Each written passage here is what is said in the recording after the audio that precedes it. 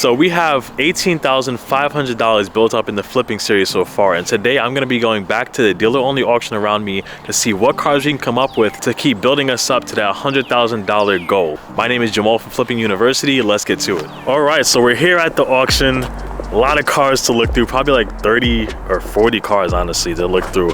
My first strategy, I'm really going to be trying to go for like 3 to 4 cars possibly, hopefully get something where I can make at least like around a $2,000 profit margin off of each one, but rather than having like all my money just in one car, because realistically if I do that, it's going to take forever probably to sell that one car, but we'll see what we can come up with. All right, so this is the first one. It's a 2008 Toyota RAV4, and the condition looks a little trashy. I wouldn't say it's horrible, but I mean, it looks like, you know, there's some scratches and whatnot on the bumper there, and the rims are pretty dry rotted, but at the same time the rest of the car does look pretty good. If anything, I could just switch out the rims, so it's not the end of the world really. But first and foremost, let's see if it starts up. Yes, it does. Any dash lights on? No, not so far. But key thing here, when you guys are going to these auctions, you have to make sure that you have an OBD scanner with you, because these dealers be clearing codes all the time. So I'm going to check now. All right, so this is going to be the check that I would do a smog check just to see if the codes were clear or not. Let's see if it's been cleared. And yes, it has been. So if you could see there, it looks like all these monitors right here aren't finished yet, which means that the system was already reset recently. It could either be that the battery just died for the car, but most times when you go to a car auction like this, or a dealer auction, they usually reset the codes so that you can't see anything, and this is the indicator for it. So yeah, that's a dub. Definitely not going for this one. All right, so this is the next one. This is a 2008 Jeep Grand Cherokee, has 162,000 miles on it. This would be, have I gotten a Jeep with this series yet? I don't think so. This would be the first Jeep for this series potentially, but it's looking like it's in good condition from the outside at least. Leather seats, it's not ripped up, which is good. It won't be too hard to clean either. I gotta say, is all these cars in this lane have this weird smell. It's like I don't know, it smells like they like painted over the seats or something. It's kind of strange. The good thing with all these first cars has been they've all been starting. It's the same one with this one. Does this one have an engine light? Okay, there is an engine light on, but again, I'm not afraid of engine lights. It just depends of what they're on for, but I'm at least glad that they didn't go clearing the code away. All right, so this is the code it's coming up with. One is for P0430 and P0507. This is the main code that I don't think I'd really take a chance with this one. It's generally for the catalytic converter, and in New York it could be an annoying thing having to replace the catalytic converter.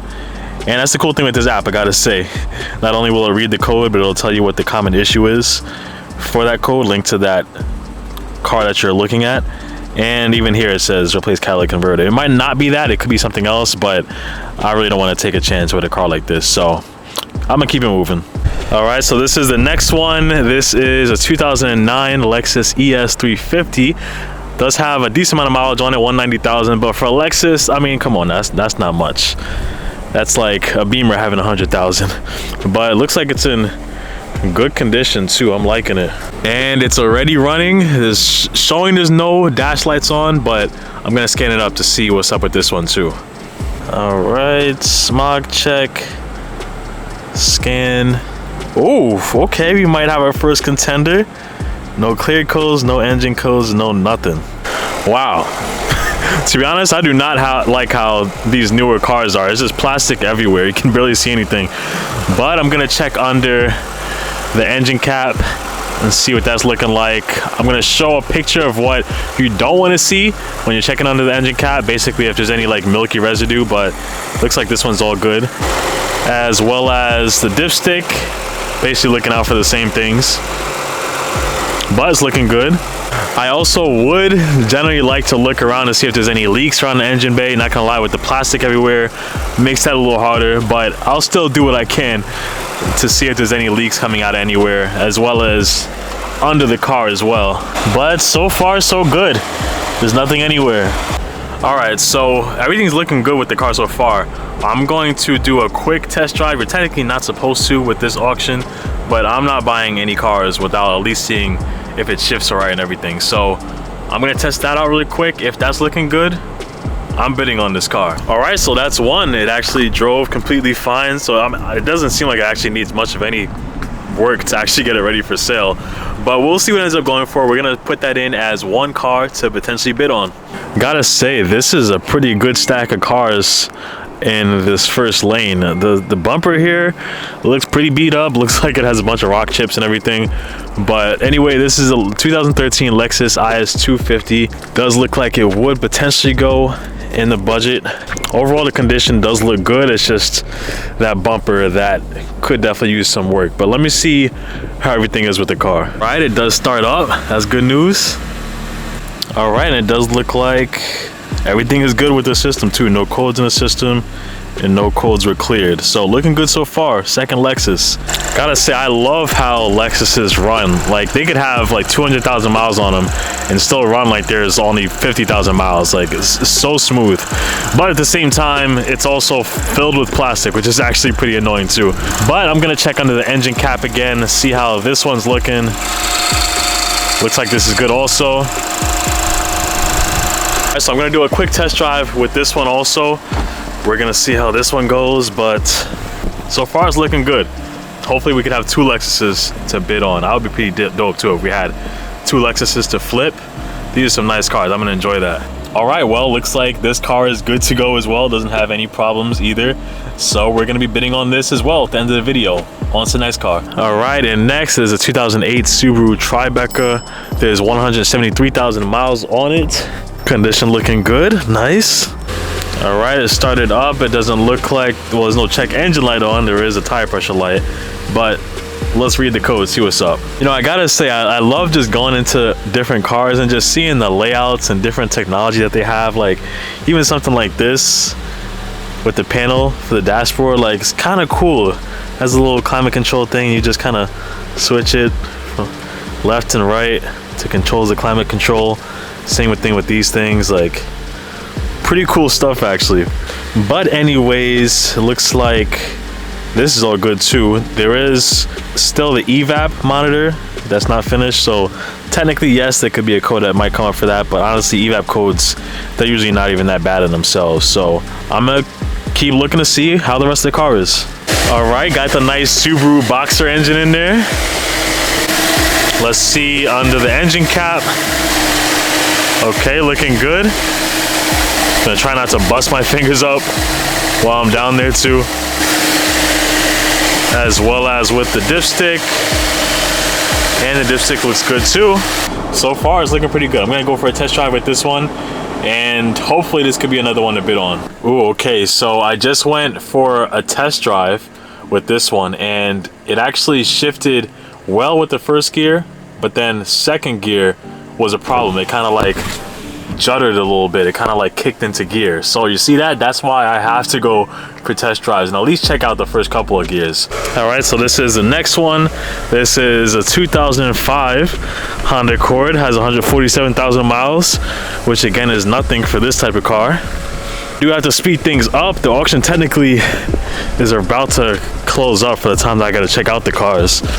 It looks like everything is running already. There is a check engine light on. Oh, but big problem, I can't even use my scanner. When I plug it in, it doesn't give any connection, so I can't even see what the codes are on for.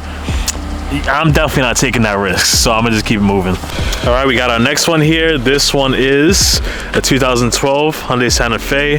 Has 115,000 miles on it, and this thing is looking pretty. It is already running too. No dash lights on. Well, only one would be that good old tire pressure monitor. And looks like there's no code stored with this one either, and no codes reset. So looking good. Okay, the hood keeps falling down, so I don't know if I'll be able to record the full thing when we checking this stuff. But let me just do a quick check to see how it looks. All right, well, under the engine cap look good. There's no leaks anywhere. Everything looking good so far. It's not looking rusty underneath either. All right, so this is the next one. I'm gonna go for a little test drive with this one. Again, I'm gonna make sure it at least shifts through those first couple of gears. All right, so this one was a good Subaru. I actually shifted through all the gears all well, so I'm liking it. I'm gonna go for this one too. Add this to the list. 3 cars to bid on so far. All right, so now for the next one. What we have here, it's a 2006 Lincoln Navigator, 134,000 miles on it. And this thing looks massive. This thing looks like such a big truck. I didn't realize these things were this big actually.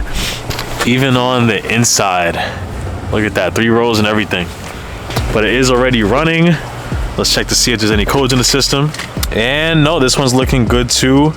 It does look like it's the same thing, just the evap monitor that's not finished, but not bad. Ooh, okay, so I just popped the hood, checked under the engine cap, and look what I find here. So this is around what you don't want to see.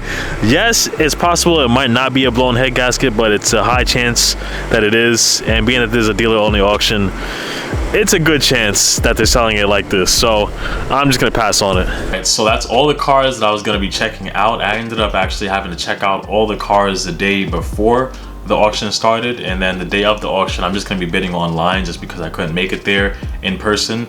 Oh, and by the way, before we get into bidding for the cars, if you do want to get into dealer only auctions like this without even owning your own dealership, that's the same way that I'm doing it and I'm still here. Just check the link in my description. I put together a full video explaining exactly that. But let's check out what these cars are going for. All right, we're about to start bidding on the Hyundai first, and then the other one's gonna come right after it. But I'd say with the Hyundai, I'm gonna try to stop at no more than 3,700. I see it looks like it would sell around like 5,500. So I'm really trying to get at least like a $1,500 profit off of this one.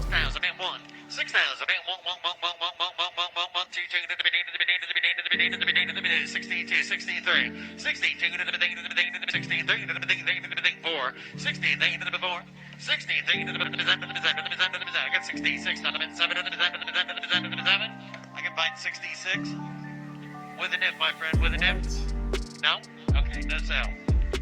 Wow, that's crazy. So it ended up going for like $6,000 to $7,000. But whatever. The next one's gonna be the Lexus ES 350. I'd say for that one, I mean, honestly, I would say it sells for around 5,000 tops. So I want to stop around the same area, around like 3,500 or so. But we'll see. I mean, with how that last one went, we'll see with this one. Yes, it's T. Hey, what about a man with a 4? Hey, what about a man with a 3? 1. Hey, what about a man with a 35? What about a man with a 5? What about 3,500? Hey, what about a man with about York 4? 5. Hey, what about a man with a 5? What about you on again? 35, 36. That 3,600. What about a man with a 35? What about what are we doing? What about gonna sell it now? What about 4? You bought it. All right. So actually, the thing with that one was I was going to go up to 35, but then I started seeing them selling on Facebook really for like 4,500 or so, even down to like 4,000. So to invest like 3,500 into it, I might have only made $1,000 profit. That wouldn't have been enough at most too for me. So we'll see with this last one. I'm probably gonna go a little bit higher for this. Is the IS 250. It could sell for around 7,000 from what I saw. So I'll be all right to go. I want to be all in, no more than 5,000 basically. And keep in mind, I have to think about auction fees and stuff too, like buyer fees. In the base model. Hey, what about a man with a 2? 1. Hey, what about a man with a 21? Hey, what about a man with about 1, 2, 3, 4, 5? What about 6, 7? What about 8? What about 3? And go 1. Then 31 and 2, 2, 2. What about 32? What about 4? What about 5? What about 36? 4 grand, 1, 2. Then 41 and now what about 2, 2, 3? What about 43 now? And now what about 10? What about 2? What about 44, 5? Hey, what about a man? What about 5? What about 6, 7, 7? What about 10? What about 47? Now what about a baby? What about my? What about y'all done now? What about 5,100? You in? 51? You bought it. Wow. So I honestly thought that just because even though we're in tax season, so prices are a little bit higher for cheaper cars, I thought the range of cars that we're going for, where they're a little bit higher price line cars, would be able to go at a better discount. But I don't really see how these dealers are making much money and profit off of their cars. So pretty strange, but it is what it is. I mean, I'm just gonna go back to ACV, the online dealer auction that I would usually use to get my cars, and I'll get my next stack of cars for that. So for that next video, make sure you subscribe and hit the notification bell for when that video drops out.